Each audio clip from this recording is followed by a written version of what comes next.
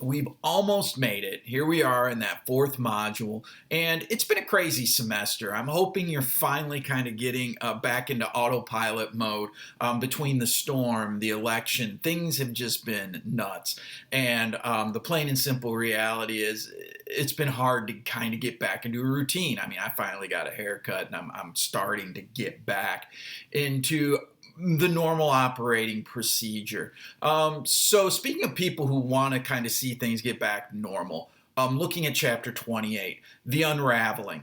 All of this stuff we've been talking about, Great Depression, straight into World War II, straight into Cold War anxiety, paranoia, the upheaval of the 60s, Vietnam, youth rebellion, civil rights movement. The country seemed to a lot of people to just be falling apart, credibility gap, the unraveling by the 1970s. But the single most important thing that happens in the 1970s is Mr. Petrella is born. Yes, I'm a part of history, and I kind of show up during this decade. It's just a little bit of fun there, but it is football season, and I'm wearing my Buffalo Bills jersey because for those who've been paying attention at some other point, I'm sure this has come up. I'm originally from Buffalo, and Bills Mafia is a hard thing to get away from. During the 70s, though, when I was a little kid, it was tough because the Buffalo Bills were terrible. So I lived down the street from Pittsburgh. And so this is Mr. Petrella's little sweatshirt from when he was a little kid, because the Pittsburgh Steelers were awesome during the 1970s. For those of you who don't know, Terry Bradshaw, Mean Joe Green. And the reality was, for the city of Pittsburgh, that was about all they had going for them at that point.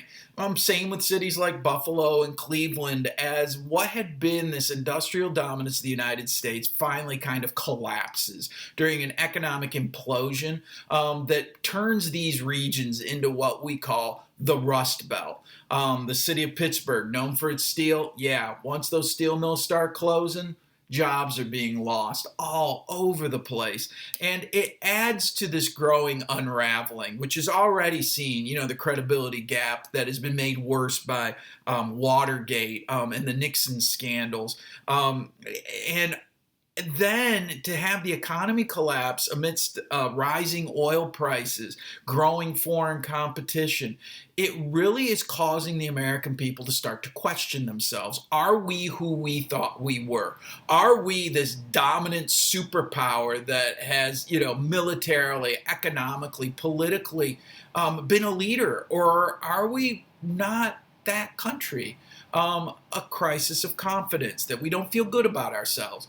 President Jimmy Carter, only president from the state of Georgia, is elected right at the end of this decade. And he really proposes this wonderful idea of trying to be a better country, basing our foreign policy, basing our decisions at home on morality. But what we see is it doesn't always work.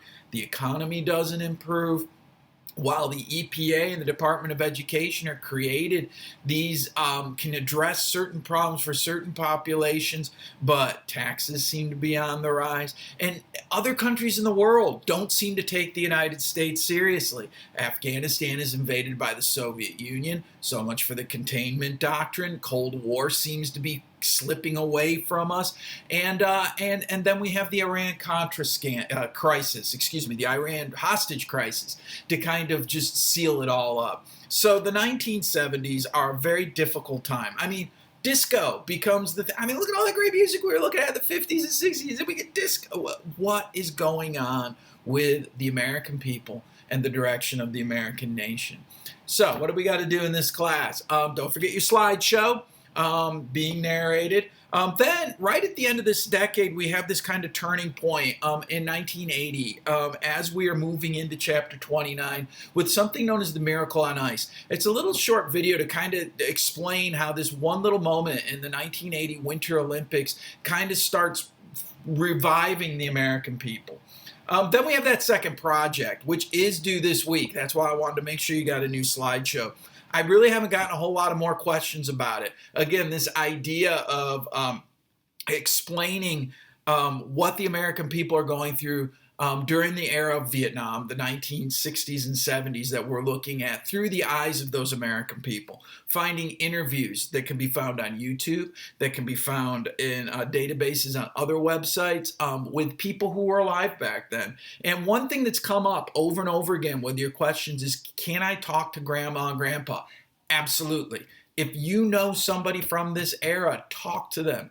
Talk to them about what it was like and how the events of Vietnam kind of changed their perspective on things. I mean, it might not have changed their world a whole lot, but how it impacted them and the way they, thought about things as they grew up. That's a wonderful idea.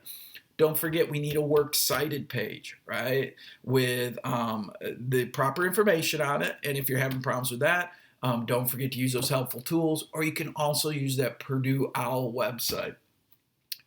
Weekly journal. Most of you have picked up on it by now, but if you haven't, only got a few weeks left.